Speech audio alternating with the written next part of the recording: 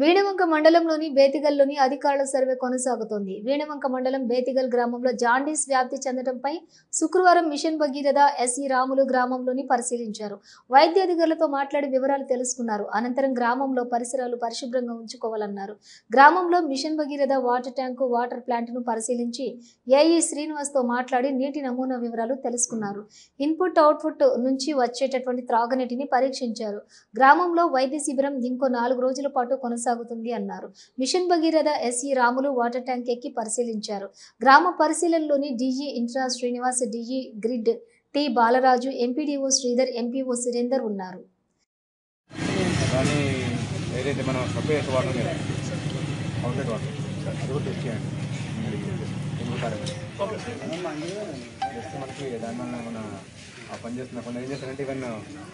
ఈ ఆరో డిమాండ్ ఎక్కువ వాళ్ళకు డైరెక్ట్ సప్లై కూడా ఇస్తారు. అంటే దాని కాకుండా భయపడిస్తారు. అప్పుడు అది